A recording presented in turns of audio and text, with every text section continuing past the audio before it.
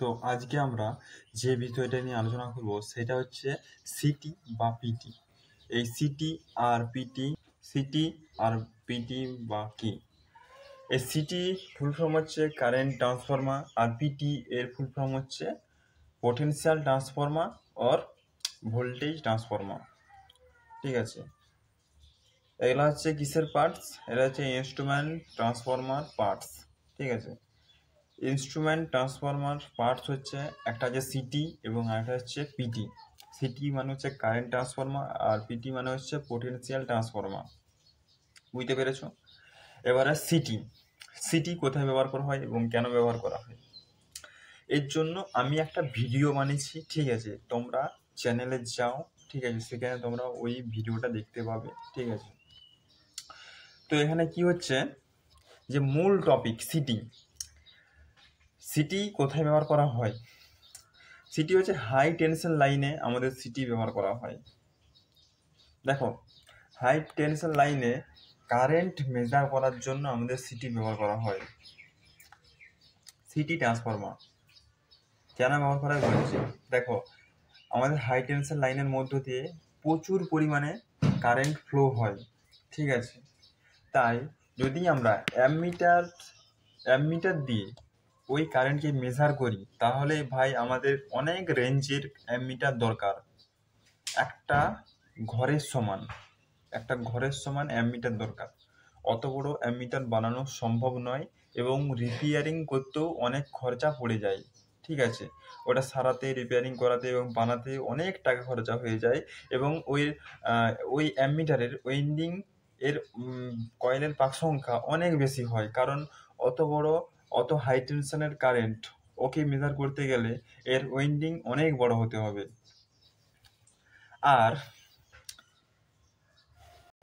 আর এত বড় মিটারকে মেনটেন্স করতেও, ঠিক আছে, অনেক খরচা পড়ে যায়। তাই অত বড় অ্যামিটার কেউ লাগায় না। ঠিক আছে, এবং অত বড় অ্যামিটারকে তারের সামনে ধরা মানে অনেক বিশাল চাপের ব্যাপার, কেউ করতে পারবে না। ঠিক আছে, মেশিনের দরকার, অনেক বড় মেশিনের দরকার, তাই ওইসব কেউ করে না। তাই সিটি কারেন্ট ট্রান্সফরমার লাগায়।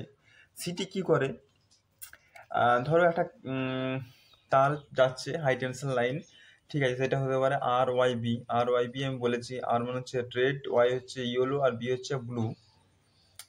তো ওই ধরো যে কোনো একটা তারের মধ্যে দিয়ে কারেন্ট ফ্লো হচ্ছে, খুব হাই অ্যামাউন্টের কারেন্ট ফ্লো হচ্ছে। তো এখানে সিটি লাগানো থাকে কারেন্ট ট্রান্সফরমার। ওখানে তারে কিন্তু লাগানো থাকে না, জাস্ট তারের সাইডে এরকম লাগানো থাকে, তারের সাইডে থাকে আর কি। তো কি করে, ওই যে কারেন্ট ফ্লো হওয়ার সময় ওই তারের সাইডে কি হয়, একটা ম্যাগনেটিকের মতো একটা জেনারেট হয়। ঠিক আছে, যেহেতু এসি কারেন্ট প্লাস মাইনাস হয়, তার জন্য ওখানে একটা ম্যাগনেটিক ফিল্ড তৈরি হয়। তো ওই সিটি ওটা কি করে, ওই সাইডে থাকে, ওই কারেন্টটাকে সেন্স করে। ঠিক আছে, সেন্স করে ও আমাদের সেকেন্ডারি ওয়াইন্ডিং যে আছে সেখানে ওটাকে পাঠায়। এবং যদি কারেন্ট ওই হাই টেনশন লাইনের মধ্য দিয়ে যদি 200 কারেন্ট ফ্লো হয়, তাহলে অ্যামমিটারে আমাদের দেখাবে, অ্যামমিটার ছোট অ্যামমিটার লাগানো থাকে, অত বড় অ্যামমিটার লাগানো থাকে না ওই সিটি এরপরে। ঠিক আছে, সিটি ট্রান্সফরমার পরে অ্যামমিটার লাগানো থাকে, ওটার সাহায্যে আমরা ওই কারেন্টটা কত ফ্লো হচ্ছে দেখতে পারি। এবারে ওখানে কিরকমভাবে কারেন্টটা আমরা দেখতে পাই জানো? হ্যাঁ, ধরো হাই টেনশন লাইনে 200 অ্যাম্পিয়ার কারেন্ট ফ্লো হচ্ছে, তাহলে আমরা ওই অ্যামমিটারে 2 অ্যাম্পিয়ার কারেন্ট দেখতে পাবো। এবারে ওটাকে 100 দিয়ে গুণ করলে আমাদের 200 অ্যাম্পিয়ার ওটা বেরিয়ে যাবে। ওটা ফর্মুলা যে 100 দিয়ে তোমাকে গুণ করতে হবে। ঠিক আছে, যেটা বেরাবে, যদি 2 বেরাই সেটাকে 100 দিয়ে গুণ করতে হবে, 200 হচ্ছে। আর যদি 3 বেরাই, ঠিক আছে, তা ওইটাকে 100 দিয়ে গুণ করতে হবে, মানে 300 কারেন্ট ফ্লো হচ্ছে তোমাকে বুঝতে হবে। ওইটার একটা ফর্মুলা। যদি 200 কারেন্ট ফ্লো হয় তাহলে 2 অ্যাম্পিয়ার দেখাবে, যদি 300 কারেন্ট ফ্লো হয় তাহলে 3 অ্যাম্পিয়ার দেখাবে। এবারে তোমাকে ওখানে ওটাকে গুণ করে 100 দিয়ে গুণ করতে হবে। ঠিক আছে, যেটা বেরাবে সেটাকে 100 দিয়ে গুণ করতে হবে, তাহলেই তুমি বুঝতে পারবে যে আমার হাই টেনশন লাইনের মধ্য দিয়ে কত কারেন্ট ফ্লো হচ্ছে। ঠিক আছে, এটা ছিল সিটি। এবং তারপরে যাচ্ছে পিটি মানে হচ্ছে পোটেনশিয়াল ট্রান্সফরমার বা হচ্ছে আমাদের ভোল্টেজ ট্রান্সফরমার। তো ভোল্টেজ ট্রান্সফরমার ভোল্টেজ মাপার জন্য আমাদের একটা নিউট্রাল দরকার, একটা ফেজ দরকার। ফেজ তারকে আমরা লাইন তারও বলি, ঠিক আছে। তো আর ওয়াই বি এই তিনটে তারের মধ্যে থেকে একটা তার আমি নিলাম, ঠিক আছে, আর নিউট্রাল একটা নিলাম, দিয়ে আমি ভোল্টমিটারে কানেকশন করলাম। ভোল্টমিটারের নয়, আমি ভোল্টমিটার পরে যোগ হবে। প্রথমে আমি পোটেনশিয়াল যে ট্রান্সফরমার বললাম পিটি, সেই ট্রান্সফরমারে আমি ওই ইয়েটাকে, নিউট্রালটা আর হাই টেনশনের লাইনটাকে যোগ করলাম ভোল্টেজে, মানে পোটেনশিয়াল ট্রান্সফরমারে আর কি। দিয়ে ওখানে কি হয়, ওখানে যেহেতু এটা হাই টেনশন, তাই ওর প্রাইমারি ওয়াইন্ডিংটা কয়েলের পাক সংখ্যা বেশি থাকবে, এবং তোমার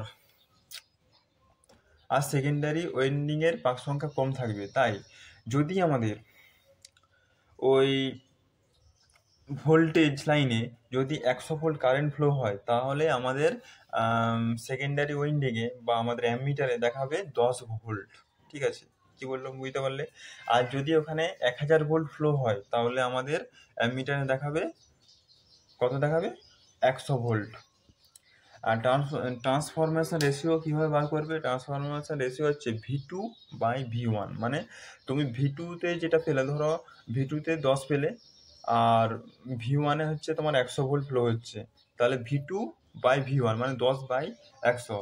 এটা যদি আমরা কাটাকুটি করো, তাহলে আমাদের ট্রান্সফরমেশন রেশিওটা আমরা পেয়ে যাব, ঠিক আছে। এই ছিল ইনস্ট্রুমেন্ট ট্রান্সফরমার প্রকারভেদ, ঠিক আছে, কত ধরনের হয় এবং কি কি, সিটি কোথায় ব্যবহার করা হয়, পিটি কোথায় ব্যবহার করা হয়। সিটি আর পিটি হাই টেনশন লাইনে ব্যবহার করা হয়, এগুলা লো টেনশন লাইনে খুব কম ব্যবহার করা হয়, বলতে গেলে ব্যবহার করা হয়ই না, ঠিক আছে। হাই টেনশন লাইনে এগুলা বেশি ব্যবহার করা হয়, ঠিক আছে। আজ এ পর্যন্তই।